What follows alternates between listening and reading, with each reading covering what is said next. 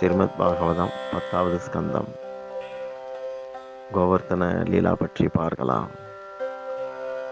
ஒரு நாள் மாலை பொழுதுல கிருஷ்ண பலராம் வனத்துல பசுக்களை மேய்த்துட்டு நண்பர்களோட ஊருக்கு திரும்புறாங்க. பிருந்தாவனத்துக்கு நந்தபவன் நோக்கி திரும்புறாங்க.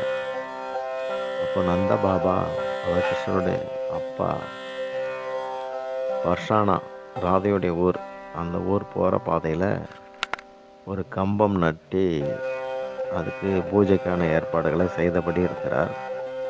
அந்த கம்பத்துல சிவப்பு துணி, டாப்ல சிவப்பு துணி சுத்தி இருக்குது. இந்திரத்வஜம்னு பேரு.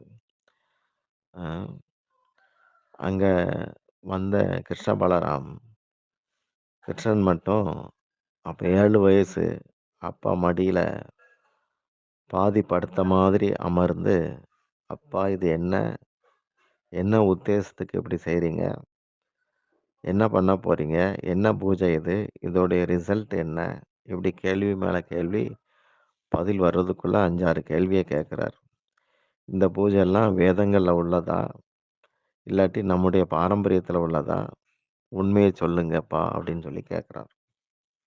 இப்போ நந்தர் சொல்றார், கண்ணா உனக்கு இது புரியாது, இருந்தாலும் புரியிற மாதிரி சொல்றேன். இந்த மேகத்தெல்லாம் நீ அப்பப்போ பார்க்குறல்ல, அந்த மேகத்துலேருந்து மழை பெய்யுறது, அதனால புல்லும் நெல்லும் விளையுது. மேகத்துக்கு அதிபதி இந்திரன், அவன் அனுப்புனாதான் புவியில் மழை பெய்யும். அதனால இந்திரனுக்கு கொடியேற்றி அவனுக்கு இந்திர பூஜை செய்கிறோம். இது காலங்காலமாக நாம் செய்து வந்துக்கிட்டு இருக்கிறோம் அப்படின்னு சொன்னார். அப்போ படுத்த மாதிரி உட்கார்ந்துருந்த, பாதி படுத்த நிலையில இருந்த கண்ணையா படக்குன்னு எழுந்து, அப்போ இவ்வளோ காலம் பூஜை செய்தீங்களே, எப்போவாவது இந்திரனை பார்த்துருக்கீங்களான்னு கேட்க, அவர் இல்லைன்னு சொன்னார். பார்க்காத ஒருத்தனுக்கு பூஜை எதுக்கு, அப்படி செய்தால் அவனுக்கு கர்வம் வந்துருமே. பசுக்கள் ஓடி ஆடி மண் புழுதி உண்டாகி, யாக புகைகளும் உண்டாகி, இதுகெல்லாம் பறந்து வானத்துக்கு போகும்போது அதில் இருக்கிற அணுக்களில் தண்ணீருடைய ஆவி படிந்து மேகம் உண்டாகுது. அதுக்கப்புறம் உஷ்ணத்தால், வெப்ப சலனத்தால் மழை கொட்டுது. இதில் இந்திரனுடைய பங்கு எங்கே இருக்குது? நமக்கு வாய்க்கிறது எல்லாமே வினை பயன்னு நம்முடைய குலகுரு சாண்டிலியர் சொல்லியிருக்கிறாரே. இந்த சிறு கம்பத்தை வழிபடுறதோட, கண்ணுக்கு தெரியாத இந்த கர்வ மிகுதியால் இருக்கிற, காட்சி தர மறுக்கிற இந்திரனை வழிபடுறதை விட, கண்ணுக்கு தெரிஞ்ச நமக்கும் பசுக்களுக்கும் எல்லா தேவைகளையும் பூர்த்தி செய்கின்ற கோவர்த்தன மலையை நாம் இனி பூஜிக்கலாம் அப்படின்னு சொல்லி பகவான் ஆணித்தரமாக சொன்னார். இந்த கம்பை விட பன்மடங்கு உயர்ந்தவர் கோவர்த்தன் அப்படின்னு கிருஷ்ணர் சொல்றார். இதை கேட்டு அங்கிருந்து சிறுவர்களும் சிறுமிகளும் பலமாக கைதட்டி அதை வரவேற்கிறாங்க. அங்கே இருந்த சிறுமி அஜயாங்கிறது கண்ணனுடைய சித்தப்பா பொண்ணு, இருக்கிறதுலே பொடுசு. அவளும் கைதட்டி ஆட ஆரம்பிக்கிறாள். பிருந்தாவனத்தில் கண்ணனுக்கு எப்போவுமே கண்ணன் என்ன சொன்னாலும் சரி, அதுதான் வேத வாக்கு, ஆதரவு. கோவர்த்தன பூஜைக்கு தந்தையை சம்மதிக்க செய்தார் கிருஷ்ணர். ஊரில் எல்லா வீடுகளில் இருந்தும் பூரி, இனிப்பு பூரி, அல்வா, பாயாசம், பால், தயிர், நெய் எல்லாம் கொண்டு வாங்கன்னு சொல்லி கிருஷ்ணர் உத்தரவு போடுறார். இந்த சின்ன கண்ணன் கட்டளையிடுறார். அந்தணர்கள் எல்லாம் கோவர்த்தவனை சுற்றி யாகம் செய்ய நியமிக்கப்பட்டாங்க. பசுக்கள் எல்லாம் அலங்கரிக்கப்படணும், எல்லாரும் புத்தாடை அணியணும், பசுக்களுக்கு யஜ்ஞ போஜனம் செய்விக்கணும். ஜாதி பாகுபாடு எதுவுமே இல்லாமல் ஒன்றாக கூடி கோவர்த்தனாவை பூஜை செய்து கடைசியில் பிரசாதம் சாப்பிடணும். பூஜை முடிவில் கிரிராஜாவை, அந்த கோவர்த்தனாவை நாமெல்லாம் வலம் வரணும். இதுதான் முறை அப்படின்னு சொல்லி கிருஷ்ணர் சொல்கிறார். பிரஜவாசிகளுக்கு ஊர் கிராமம்தான், நகர வாசனையே அங்கே இருக்காது. அவங்க பெரும்பாலும் பசுக்கோட்டில், அதாவது பசுக்கள் இருக்கிற இடம், காடு, மலை, இப்படி தான் அவங்க இருப்பாங்க. இதில் கோவர்த்தனாவுடைய பங்கு பெருசு. அங்கே தான் எல்லாரும் பெரும்பாலும் கூடியிருப்பாங்க பசுக்களோட. கருத்து வேறுபாடு இல்லாத ஆயர்கள் கிருஷ்ணர் பேச்சை கேட்டு அதுபடி நடக்க சம்மதிச்சாங்க. கிருஷ்ணர் அங்கே இருந்தவங்க கிட்ட பசுக்களுடைய மேனியில எல்லா தேவதைகளும் குடியிருக்கிறாங்க. அப்படிப்பட்ட பசுக்களுக்கு அடைக்கலம் தரும் கோவர்த்தனாவ வணங்கியாச்சுன்னா, தேவர்கள் நிச்சயமா மகிழ்ச்சி அடைவாங்க. கோவர்த்தனாவ விட பெரிய தேவதை உண்டா? பிரம்மாவுடைய ஒரு நாள்ல 14 இந்திரன் உருவாகி சாகுறான். ஹரியுடைய ஒரு நிமிட சுவாசத்துல பிரம்மா இறந்து பிறக்கிறார். அடுத்த பிரம்மா வாரார். சாலக்கிரம சொரூபியாக இருக்கிற கோவர்த்தனாவ சரணடைவோம். இதுதான் என்னுடைய கருத்து. இப்படி கிருஷ்ணர் சொன்னார். அப்போ பெரியப்பா சன்னந்தர் அ அவர் வந்து இந்த கருத்த சந்தோஷமா ஏத்துக்கிட்டார். அவரும் எல்லார்ட்டயும் சமிக்ஞை செய்றார். இது கரெக்ட். இது சரியானது. கண்ணன் சொல்றது அப்படின்னு சொல்றார். அப்போ கண்ணன் சொல்றார், கிருஷ்ணன் வந்து வேதியர்கள்லாம் வேதம் படிச்சு மந்திர யஜ்ஞம் செய்றாங்க. சத்திரியர்கள் தர்மத்த நிலைநாட்ட யுத்த யஜ்ஞம் பண்றாங்க. உழவர்கள் ஏர் பிடிச்சு அது யாகமா செய்றாங்க. நாமெல்லாம் ஆயர்கள். கிரிவலம் தான் நமக்கு யஜ்ஞம் அப்படின்னு சொல்றார். ஹரிநாமத்த சொல்லி கிரிவலம் வரலாம். அதுவே போதுமானதுன்னு சொல்றார். அப்போ அந்த கூட்டத்துல சாண்டில்யர் அவர் தான் பிரதானமா இருக்கிறார். நந்தருடைய சகோதரர்கள் சாண்டில்யர பார்த்து என்ன உங்க அபிப்பிராயம் அப்படிங்கிற மாரி ஒரு பார்க்க, நான் கண்ணன் பக்கம் தான் அப்படின்னு சொல்லி அவர் சைகை காட்டுறார். கண்ணனுடைய அ கண்ணன் சொல்றது நமக்கு நன்மைக்கானது அப்படின்னு அவர் சொல்றார். இதுவரைக்கும் இந்திர பூஜையில பசுக்கள என்ன செய்வாங்கன்னா, ஒரு இடத்துல கட்டி போட்டுருவாங்க. நாள் பூரா பூஜை நடக்கும். இன்னைக்கு அப்படி இல்ல. பசுக்கள் எல்லாம் அவிழ்த்து விடப்பட்டிருக்கு. கோபிகள் ராத்திரி பூரா தூங்கல. கண்ணன திருப்திப்படுத்துறதுக்காக விதவிதமா சமைக்கிறாங்க. அதிகாலையிலே எல்லாம் குளிச்சாங்க. பசுக்களையும், காளைகளையும் குளிப்பாட்டி அலங்காரம் செய்தாங்க. கழுத்துல முத்து மாலை, கொம்பு, கால் குளம்புகள்ல தங்க கவசம் அணிவிச்சாங்க. அலங்கார உடை, போர்வை எல்லாம் உடுத்தப்பட்டது. யசோதாவும் அழகா புடவ உடுத்திக்கிட்டு, தலை பின்னி மல்லிகை சரம் வச்சிருந்தா. நந்தர் அத பார்த்து கேலியா, புது பெண் மாதிரி "முதல்ல வீட்டுக்கு எப்படி வந்தியோ அப்படி இருக்கிறியே!" அப்படின்னு சொல்லி ஆச்சரியமா சொல்றார். "போங்க குழந்தைங்க முன்னாடி இப்படித்தான் பேசுவீங்களா?" அப்படின்னு சொல்லி அவ முகம் சிவந்து போய் பார்க்கிறா. நந்தரும் வைர ஆபரணத்தோட தலப்பாக அணிஞ்சிருந்தார். மார்புல ஆடை அணிந்திருந்தார். பொதுவா ஆயர்கள் வந்து சட்டை போடுறதில்ல. அன்னைக்கு நந்தர் வந்து அத அணிஞ்சிருக்கிறார். மணிகளுடன் வேலைப்பாடு நிறைந்த உத்தரியம். உத்தரியம்னா கழுத்துல போடுற ஒரு துண்டு. அதையும் அணிஞ்சிருக்கிறார். ஒரு வண்டியில நந்தர், யசோதாவோட, கண்ணன், சிறுவர்கள், அ அதாவது கிருஷ்ணா, பலராம் சிறுவர்கள், தோக், பத்ரக், சுபல், சிரிதாம், அஜயா இப்படி எல்லாரும் ஏறி இருக்கிறாங்க. ராதையும் கோவர்த்தனாவுக்கு அவங்க கிராமத்துலேருந்து வந்தாச்சு தோழிகளோட. ராதைட்ட சுபல் வந்து அஜயாவ கொண்டு சேர்க்கிறான். அஜயா வந்து எல்லாருக்கும் செல்லப்பிள்ளை மாதிரி. தோழிகள் ஒருத்தர ஒருத்தர் கைகோர்த்தபடி நிக்கிறாங்க. கோவர்த்தனாவுக்கு அலங்காரம் செய்ய சொல்றார் கிருஷ்ணர். அப்போ அலங்காரம் பண்றாங்க. சந்தனத்துல பொட்டு வைக்கிறதுக்கு ஒருத்தன் சந்தனம் கொண்டு வரும்போது, இப்ப ஏற்கனவே குளிர்காலம் சந்தனம் வேண்டான்னு கிருஷ்ணர் அத திருப்பி அனுப்பிடுறார். இன்னொருத்தர் குங்குமம் கொண்டு வர்றபோது, குங்குமம் வச்சாச்சுன்னா திடீர்னு தும்மல் வரும். தயிர் குடுங்க. தயிர வச்சே நாம அவருக்கு பொட்டு வைக்கலான்னு சொல்லி, தயிரால பொட்டு வைக்கிறார். அப்புறம் ஹோமம் நடந்தது. சாண்டில்யர் அவங்க சீடர்கள்லாம் நடத்துனாங்க. அதுக்கப்புறம் வேதியர்களுக்கு பூஜை, அடுத்து சுமங்கலி பூஜை, பிறகு பசுதானம், அடுத்து பசுக்கள், காளைகளுக்கு பூஜை. இப்படி வரிசையா நடக்குது.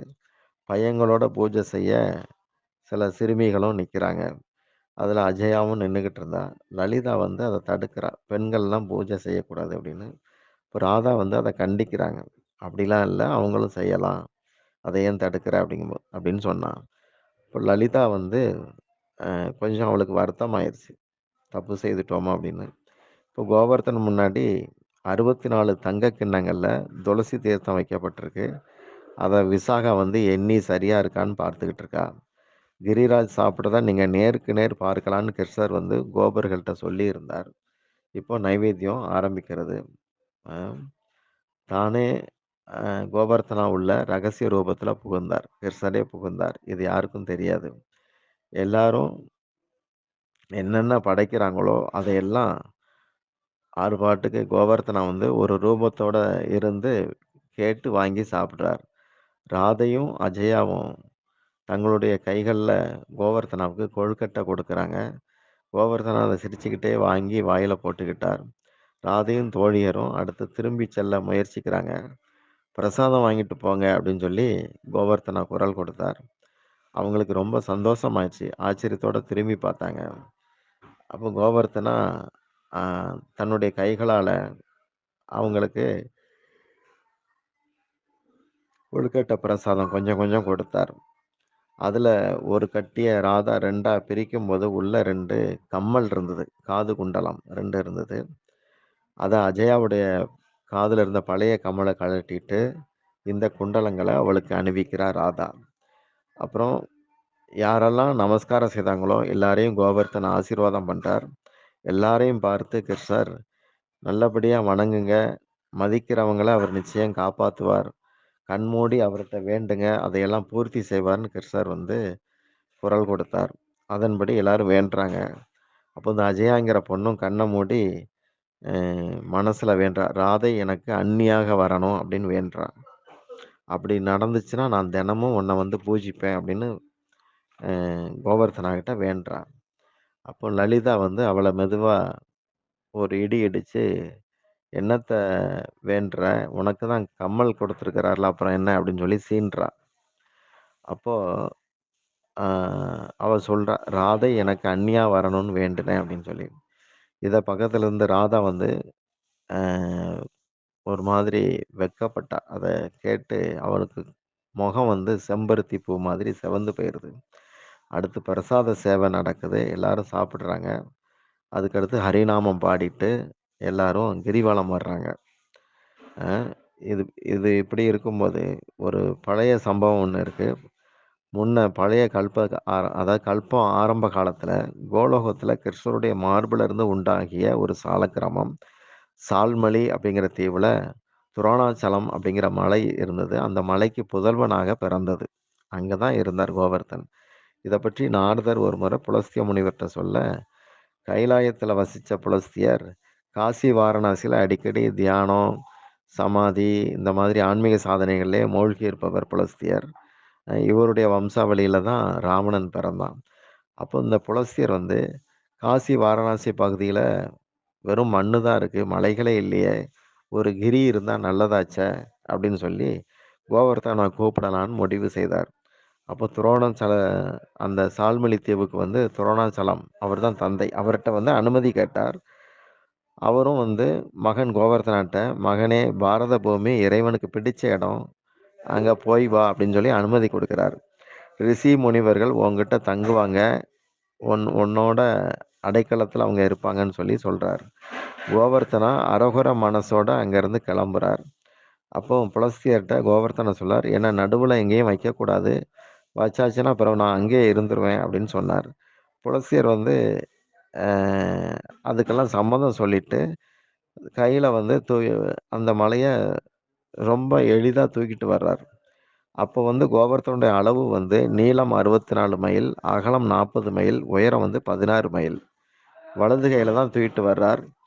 புதல்வன பிரிய மனமிராத துரோணாச்சல் அவரும் பின்னாடி ரகசியமா வாரார். இப்படியே இமயமலைக்கு எல்லாம் சேர்றாங்க. அழகநந்தா நதிய பார்த்ததும், அ அந்த நதியுடைய உற்பத்தி உற்பத்தி ஸ்தானம் இருக்கே, அங்க குளிக்கலாம் அப்படின்னு சொல்லி விரும்புறார் புலஸ்தியர். அதன்படி தன்ன மறந்த நிலையில அந்த கோவர்த்தனவ கீழ இறக்கி வச்சுட்டு குளிக்க போறார். திரும்பி மலைய தூக்குனா வரல. இதனால கோபம் அடைஞ்ச புலஸ்தியர், "தினமும் ஒரு அளவு நீ உன் உயரம் குறையும். பூமிக்குள்ள மூழ்குவ" அப்படின்னு சொல்லி சபிச்சார்.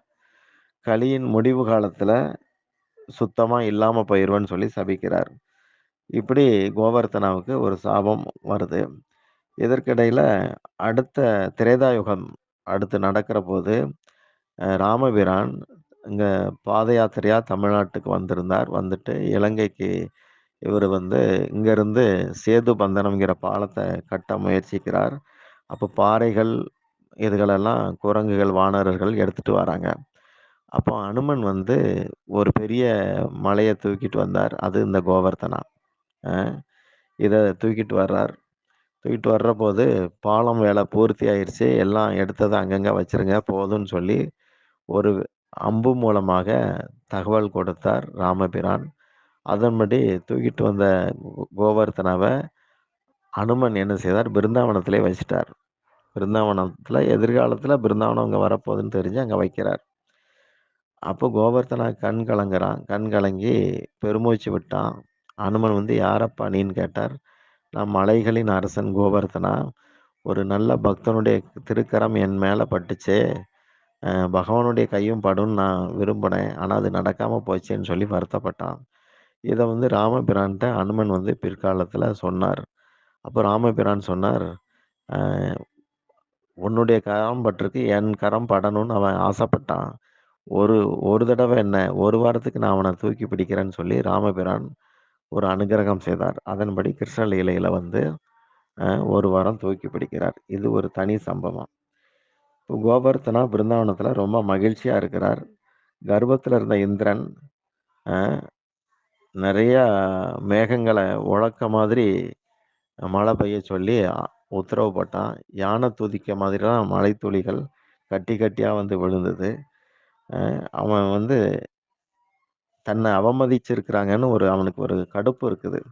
இதனால பிரளயத்துக்கு பயன்படுத்துற மேகங்களை எல்லாம் விரட்டி விட்டான்.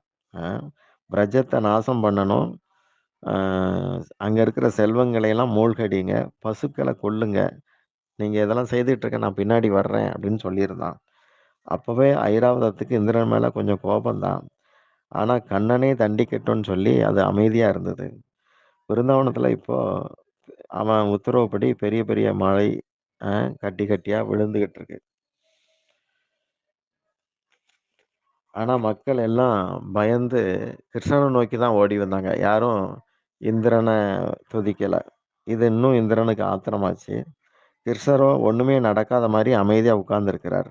வனமாலி, அ மயில் பீலி மகுடன் இப்படி உட்கார்ந்திருந்த கிருஷ்ணன் திடீர்னு எழுந்து திடுதிடுன்னு ஒரு வேகமா ஓடி குனிஞ்சு கோவர்த்தனாவ இடது கை சுண்டு விரல்ல தூக்குறார். அ எல்லாரும் "சீக்கிரம் உள்ள வாங்க" அப்படின்னு சொல்லி குரல் கொடுத்தார். அப்போ பசங்க, எல்லா ஜீவராசிகளும் எல்லாரும் உள்ள வந்துட்டாங்க. கோவர்த்தனாவ நொறுக்குங்க, பொடி பொடி ஆக்குங்க அப்படின்னு சொல்லி இடி மின்னலுக்கு கட்டளையிட்டான் இந்திரன். இந்திரன் போட்ட இடி சப்தம் ஒரு நாய் காதுல கூட விழல. இதுதான் உண்மை. குரங்குகளுக்கு ஒரு முடி கூட அதுல விழல. கோவர்த்தனா மலை மேல உச்சியில சுதர்சன சக்கரம் வேகமா சுழன்றபடி மழை நீரெல்லாம் ஆவியாக்கிருச்சுது. சக்கரத்து நடுவுல பரமசிவன் ஜடாமுடிய தாங்கியபடி நிற்கிறார். இப்படியாக அங்க ஒரு சேஃப்டி. அ "சேத்திர பரிபால் சிவ்ஜி" அப்படின்னு சொல்லுவாங்க. எல்லா புனித கிருஷ்ணனுடைய எல்லா புனித ஸ்தேத்திரங்களையும், ஸ்தலங்களையும் சிவபெருமான் பாதுகாக்கிறார். மலைக்கு அடியில பசுக்கள் கூட்டமாக கண்ணன வாய் பார்த்தபடி சுற்றி நிக்குது. அ ஒரு பெரிய கூட்டம் இருக்குது. 3 வளைவுகளோட கிருஷ்ணன் நடுவுல நிக்கிறார். கால்ல சலங்கை, இடுப்புல மஞ்சள் பட்டு, பீதாம்பரம், தாமரை நாபி, மார்புல வந்து அ அழ அசைஞ்சாடக்கூடிய வனமாலை, முத்து மாலை, இதுக்கு நடுவுல எட்டி பார்க்குற மாரி ஸ்ரீவத்ச மரு, கழுத்துல கௌஸ்துவமணி, தோள்கள்ல பறந்து தவழக்கூடிய பீதாம்பரம், நீல நிறம் அது. புன்முறுவலோட சிவந்த இதழ்கள், எடுப்பான மூக்கு, முடிவில்லாத கருணை மிகுந்த அருள் தரக்கூடிய சிவந்த தீர்க்கமான கண்கள், வளைந்த புருவம், திலக நெற்றி, மலர்களோட சுருள் சுருளாக இருந்த கேசம், தலையின் உச்சியில மயில் பீலி, பயத்தை போக்கக்கூடிய புஜங்கள், இப்படிப்பட்ட பேரழக கண்கொட்டாம பிரஜவாசிகள் பார்த்தபடி இருந்தாங்க. பலராமனும் தம்பிக்கு கைவலிச்சா நாம சேர்ந்து தூக்கலாம் அப்படிங்கிற மாதிரி கண்ணன் முகத்தை பார்த்தபடி பக்கத்திலே நிற்கிறான். பத்ரன் அப்படிங்கிற சிறுவன் கண்ணன்ட்ட, "ரொம்ப நேரமா இடது கையில தூக்கியிருக்கியே, வலது கைக்கு மாத்து. நாங்க இடது கைக்கு மசாஜ் பண்ண விரும்புறோம்" அப்படின்னு சொன்னான்.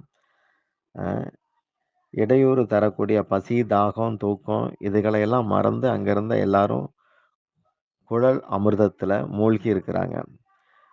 காலம் கடந்து போகுது. யாருக்கும் ஒண்ணும் தெரியல. 7 நாட்கள் 7 நொடியாக போயிருச்சு.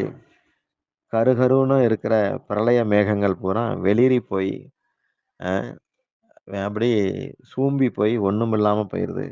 நீராவி கூட கண்ல எங்கேயும் படல. கொஞ்ச காலம் ஆகும் இனி எல்லாம் உண்டாகறதுக்கு. இந்திரன்ட்ட இவங்கெல்லாம் தலைய தொங்க போட்டபடி நிக்கிறாங்க. அப்போ கீழ பார்த்த இந்திரன் அவனுக்கும் கால் நடுங்க ஆரம்பிச்சது. ஒரு பக்கம் சுதர்சனன் தெரிகிறார். இன்னொரு பக்கம் சிவபெருமான் தெரிகிறார். 7 நாட்கள் வஜ்ராயுதத்த இரவும் பகலும் இடையறாது சுழற்றியதுனால, இந்திரனுடைய வலது புஜம் வீங்கி போய் இருந்தது. சத்து இல்லாம அந்த கைய அசைக்க கூட தெம்பு இல்லாம இருக்கிறான். இத்தனைக்கும் அமிர்தம் சாப்பிட்டவன். ஆனா எடுபடல கிருஷ்ணர் முன்னாடி. அப்போ கிருஷ்ணர் சொல்றார், "பத்ரா மழை நின்னுடுச்சான்னு பாரு" அப்படிங்கிறார். அவன் வெளிய ஓடி வரும்போது, இன்னும் பல சிறுவர்களும் ஓடி வந்து பார்த்துட்டு, "மழை பெஞ்ச அறிகுறியே இல்லையே! வெயில் தான் அடிக்குது" அப்படின்னு சொன்னாங்க. அப்போ பகவான் சொல்றார், "பசுக்கள் பசியோட இருக்குது. வாங்க போய் மேய்க்கலாம்" அப்படிங்கிறார். இப்ப யசோதா சொல்றா, "அதுகெல்லாம் மேயட்டும். நீங்க முதல்ல சாப்பிட வாங்க. எல்லாம் வீட்டுக்கு போவோம். அவ்வளோ பேரும் சாப்பிடுவோம்" அப்படின்னு சொன்னாங்க. அப்போ கண்ணனும், "ஆமா அம்மா, எனக்கு நடக்க கூட தெம்பு இல்ல. என்ன தாங்கி அழைச்சிட்டு போ" அப்படின்னு சொல்றார். அ அப்போ கோவர்த்தனா மலைய வந்து கிருஷ்ணர் கையில இருந்து இறக்குறார். அது தானாகவே பனிக்கட்டி மாதிரி இறங்கி அப்படி வழுகி போய் நிக்கிறது. மலைக்கு பின்னாடி இவன் இந்திரன் மறைஞ்சிருந்தான் பயத்தோட. தூரத்துல ஆகாயத்துல ரிஷபம் மட்டும் வர்றத பார்த்தான். புருஷோத்தம துவேசி யாரா இருந்தாலும் அவன சிவன் மன்னிக்க மாட்டார்ன்னு இந்திரனுக்கு தெரியும். அதனால இந்திரன் ஒருவேள அ தான் கொல்லப்படுவோமோ! சிவனுடைய திரிசூலம் வருமோ! அப்படின்னு பயந்து மெதுவா ஓட ஆரம்பிக்கிறான். அப்போ "குழந்தாய் நில்லு" அப்படின்னு சொல்லி சிவன் வந்து ஆறுதலாக கூப்பிடுறார். அப்போ இவன் வந்து நின்னுட்டான். நின்னுட்டு அ "காலன் தான் வர்றார்" அப்படின்னு சொல்லி பயந்துட்டேன் அப்படின்னு சொல்லி ரொம்ப பணிவா பேசுறான். "பசுக்களின் இந்திரன் அப்படிங்கிற பேர கண்ணனுக்கு அபிஷேகம் செய்து நீ சூட்டணும். இது பிரம்மாவுடைய உத்தரவு" அப்படி சிவன் சொன்னார். "எந்த முகத்தோட நான் அங்க போவேன்?" அப்படின்னு சொல்லி இவன் கேட்குறான். அப்போ பசுக்கள்லாம் கண்ணனுக்கு ரொம்ப இஷ்டம். அது நிமித்தமா போ. சுரபி பசுவ முன்னாடி அனுப்பு. பின்னாடி நீ ஐராவதத்தோட போ. ஐராவதம் யானைக்கு 8 துதிக்கை. அதுல தங்க குடத்துல கங்கா தீர்த்தம் எடுத்துட்டு போ அப்படின்னு சொல்லி சிவன் யோசனை கொடுக்கிறார். அப்போ ஒரு பாறை மேல கண்ணன் தனியா தான் உட்கார்ந்திருந்தார். கிருஷ்ணர் அங்க தனியா இருக்கிறார். அது ஒரு தோதா போச்சு. பசுவ நிமித்தமா கொண்டு கண்ணனுடைய பாதங்கள்ல வீழ்ந்தான் இந்திரன். என்ன மன்னியுங்க.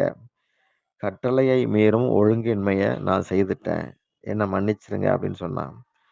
அ அப்ப கிருஷ்ணர் சொன்னார், "புரந்தரா, நீ ரொம்ப நல்லவன்" அப்படின்னு சொன்னார். புரந்தரன்ங்கிறது இந்திரனுடைய பூர்வீக பெயர். புரந்தரன்கிற ராஜா தான் இந்திர பதவிக்கு வந்திருக்கிறார். அதனால அந்த பேர்ல கிருஷ்ணர் கூப்பிடுறார். "நீ ரொம்ப நல்லவன்.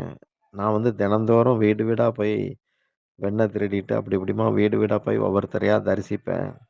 ஆனா இன்னைக்கு ஒரு வாரத்துக்கு நீ இப்படி எல்லாரையும் ஒரே இடத்துல அவங்களையெல்லாம் பார்க்க வச்ச. நீ எவ்வளோ பெரிய உயர்ந்தவன்" அப்படின்னு சொல்லி பாராட்டுறார். அ குற்றத்தையே ஆராதனையா பேசின கிருஷ்ணர பார்த்து, "இது எப்படிப்பட்ட சீலம்? நான் எவ்வளவு கீழ்த்தரமான அதமன்" அப்படின்னு அவன் நொந்து போயிட்டான். சுரவி பசு கண்ணையாவுக்கு அபிஷேகம் செய்ய தயாராகுது. போர்வை, மயிலிறகு, மாலைகள் இதுகளெல்லாம் ஒரு பாறை மேல கழற்றி வைக்கிறார் பகவான். அ ஆகாயத்துல இருந்தபடி தங்க குடங்கள்ல இருந்து ஐராவத யானை கங்கை நீரை வந்து வர்ஷிக்குது. சுரபி பசு பால் அபிஷேகம் செய்து, அந்த புண்ணிய சமயத்துல இந்திரன் அபிஷேக அ தீர்த்தத்த 2 கைகள் அள்ளி பருகுறான். பகவான் போதும்னு தடுக்கிறார். 2 கைகள் பருக விட்டார். அதுக்கப்புறம் தடுத்துடுறார். அபிஷேக தீர்த்தம் இந்த தேவலோக அமிர்தத்தை விட சுவையா இருந்தது. அ ஏன்னா கிருஷ்ண சரணாமிர்தமாச்சே. அப்புறம் கிருஷ்ணர் ஆட மாத்துறார். இந்திரன் சொல்றான், "பசுக்களின் இந்திரன் நீங்கள். இன்று முதல் கோவிந்தன்னு அழைக்கப்படுவீங்க." புரட்டாசியில இந்த சம்பவத்த மக்கள் நினைப்பாங்க. புரட்டாசி சனிக்கிழமை தான் அந்த சம்பவம் நடந்திருக்கு. மக்கள் எல்லாம் அன்னைக்கு உங்கள நெனச்சு பார்ப்பாங்க. புரட்டாசி பௌர்ணமியில இந்திரக்கொடி நாட்டப்படும். இந்த சமயம் துறவிகள் சதுர்மாசிய விரதத்த முடிப்பாங்க. ஐப்பசியில மழையும், கார்த்திகை, மார்கழியில உங்களுக்கு இடையறாது பூஜையும், நாம சங்கீர்த்தனமும் நடக்கும். நதி, குளங்கள் எல்லாம் அந்த சமயம் சுத்தமாகும். இப்படி இந்திரன் சொன்னான். அப்ப கிருஷ்ணர் அவன்கிட்ட இன்னும் ஏதாவது சொல்ல விரும்புறியான்னு கேட்டார். அப்ப இந்திரன் சொன்னான், "ஒரே ஒரு பிரார்த்தனை. என் மகன் அர்ஜுனன் குந்தி தேவிகிட்ட பிறந்திருக்கிறான். பாண்டவர்கள்ல ஒருத்தனா இருக்கிறான். நான் உங்களுக்கு அபராதம் செய்திருக்கிறேன். அ இது போகணும்னா, நான் உங்களுக்கு சேவை செய்ய விரும்புறேன். ஆ தந்தையுடைய வாரிசு தான் புதல்வன். அதனால அந்த அர்ஜுனன உங்களுடைய நண்பனாக்கிக்கிட்டா, ஆ ஒரு சேவகனாக அவன் இருப்பான். அதுக்கு நீங்க வாய்ப்பு தரணும்னு சொல்லி வேண்டுறான் இந்திரன். பகவானும் அதுக்கு சம்மதிச்சார். இப்படியாக கோவர்த்தன லீலா பூர்த்தியாகுது. ஹரே கிருஷ்ணா. जय राधा माधवा जय कुंज विहारी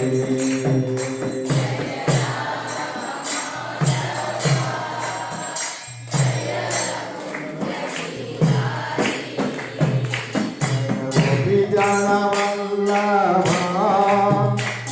जय गिरिवरा जय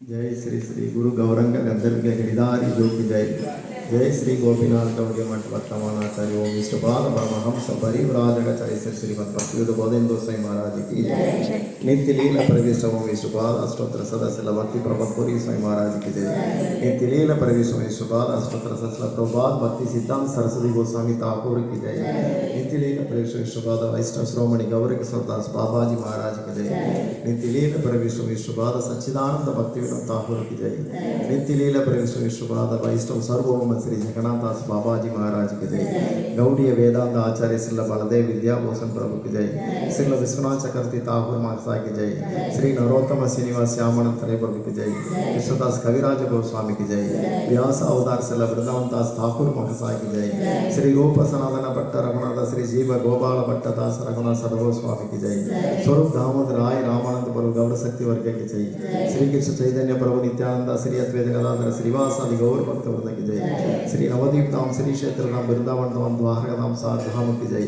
गंगा यमुना कावेरी माता की जय। ब्रह्मा श्री रुद्र सनक सार संप्रदाय की जय। श्रीमन मध्वाचार्य रामानुज विश्व स्वामी निर्मल स्वामी सारी संप्रदाय आचार्य की जय। ताम्रपर्णी की जय। वृंद देवी तुलसी महारानी की जय। क्षेत्र परिवार शिव जी की जय। भक्त प्रहलाद महाराज की जय। सर्व विघ्न विनाशान श्री नृसिंह देव की जय। नित्य लीला प्रविष्ट विष्णुपाद भक्ति दयित माधव गोस्वामी महाराज की जय। नित्य लीला प्रविष्ट विष्णुपाद भक्ति रक्षक श्रीधर गोस्वामी महाराज की जय। नित्य लीला प्रविष्ट विष्णुपाद भक्ति प्रज्ञान केशव गोस्वामी महाराज की जय। नित्य लीला प्रविष्ट विष्णुपाद भक्ति वेदांत स्वामी महाराज की जय। सरस्वत गौड़ीय वैष्णव वृंद की जय। भुवन मंगल हरिनाम संकीर्तन की जय। हिताय गौर प्रेमानंदे हरि हरि बोल। गिरी महाराज की